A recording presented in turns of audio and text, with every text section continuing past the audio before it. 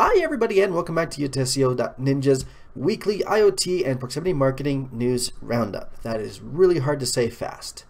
My name is Triston and today we're going to be talking about battery-free beacons that cost less than $1, Bluetooth tourism in Jaisalmer, the internet's weird on this one, India, robots moving boxes, and how your lamp might just be spying on you. All that and more in today's proximity marketing and IoT news roundup.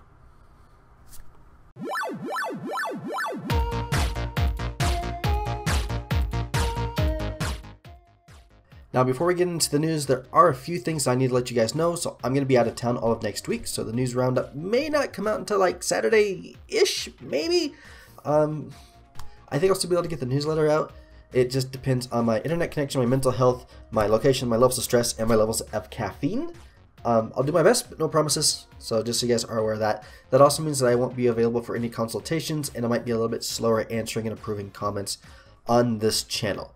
So if you'd like to still sign up for the newsletter, you can do that and see all the rest of the stories and everything that came out during this week. There are a lot of them. There should be a card showing up here. You click on that, it's going to take you to the sign up page, and that sign up page, and then once you sign up on the sign up page, you're going to get an email with some other Beacon goodies, so like really cool resources that we like, and then it's also going to give you access to the archive, which has all of the newsletters and everything going back to the beginning of September. So there's a lot of news on there. So if you guys want to check that out, that's where you go. Okay, so now we got that out of the way, let's go ahead and skip straight into the news. Now, I don't often get to make the claim that your appliances are spying on you, and while that may be a little bit of an exaggeration, or at least in the traditional sense of the word, a company called Ivani has announced that it was accepted into the Nvidia Inception Program, which is like a startup incubator for tech businesses that are trying to revolutionize AI and data sciences. So in 2014, Ivani developed and patented a detection system called Network Presence Sensing. And what it can do is it can take a normal smart object and adjust their programming, so that way you can add new functions to it without having to add anything else to it. So this is right here, without adding any new hardware or requiring the user to carry cell phone tags or beacons like that. Now, they claim that they enable things like autonomous lighting, advanced physical security, optimized HVAC control, and more, but it can also do things like track and see when somebody enters a room or exits a room. The crazy thing about this is that they can add it to things like smart switches, outlets, and lamps and stuff like that, so they're able to sense and respond to people, like I said, moving it into and out of their proximity.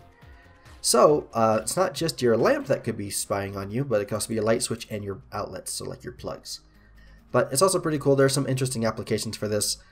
This next story is a little bit older, but it didn't show up in my previous newsletter, and I enjoyed watching the video so much, which we have right over here. I'll pull it up here in just a second, that I wanted to mention again today. So, Alibaba is the world's largest retailer, and it has decided to employ 60 little robots to move products around their warehouse. The robots use Wi-Fi to map out the location, and then they use lasers to detect each other and avoid any sort of crashes. These little guys can carry 500 kilos, which is 1,102.31 pounds, and it says that they've actually increased productivity within the location by about 300%. Now, I don't know nearly as much about robotics as I would like, but I do know that we can create indoor mapping like this using Bluetooth beacons. In fact, the newest version of the Estimote location beacons, which we can see right over here, actually has this feature built in. So aside from hurting robots, things like this can be used to map out retail locations, like what we've seen from Target. You can use it for tourist attractions, which we're going to talk about here in just a minute, and in a dozen other ways. Now, I haven't really had a chance to play with indoor mapping myself, so if any of you have, please let us know in the comments. I'd love to see what you guys are doing with it and see if maybe we can get some interesting ideas for future videos on it. Alright, next up we're going to India, where I'm going to terribly pronounce the name of the city. It's Jaisalmer. How to pronounce Jaisalmer? Jaisalmer. Jaisalmer. Jaisalmer. Jaisalmer. What's crazy about this is these guys are actually making about $200 a month off of these videos. They are monetized, and you figure they're going to make between $1 and $2 for every 1,000 views. And I went through and I checked on their channel. They're getting about 100,000 views per month, which works out to about $100 or $200. Depending on subject matter, I mean, it could go up a little bit beyond that. It could go a little bit lower. But yeah, like so, you're looking about $100 or $200 a month, and they're actually getting more subscribers than me. And it's just sad. They have 1.37 billion views. Whew. Anyways, thought that was kind of neat, pretty clever. So, what they're doing out in Jaisalmer is they have a problem with fake tour guides. So what they did is they took 15 of the most popular tourist attractions and they placed Bluetooth beacons there to tell visitors about the location and help them get around. And it's even multilingual. And the sensors are going live this week.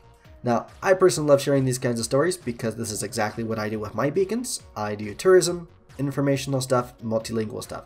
And it's great, and I love seeing examples of it being implemented because this makes it so much easier to sell to my clients because I can say, hey, look what they're doing out in Jaisalmer and how much success they're having with it. We can do the exact same thing here in little Boondock, Utah.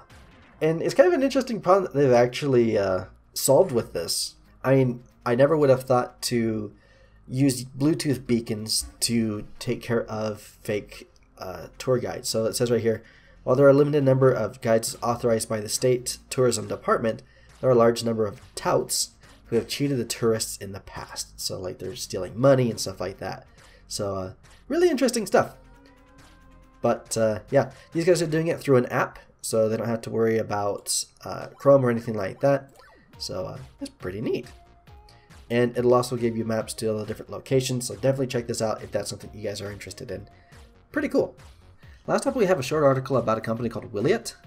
Now this is another beacon startup that's raised $19 million in the last 11 months, which means that I am doing something terribly, terribly wrong. But what they're working is pretty neat. They're actually making Bluetooth beacons that are super thin. They cost less than $1, which they talked about right here. It says that they're as thin as a sheet of paper and cost less than $1. And the other crazy thing is that they don't use batteries. And it says that they're actually able to do everything using only ambient RF energy, so your radio frequencies, which is kind of like how wireless charging works on like cell phones and things like that.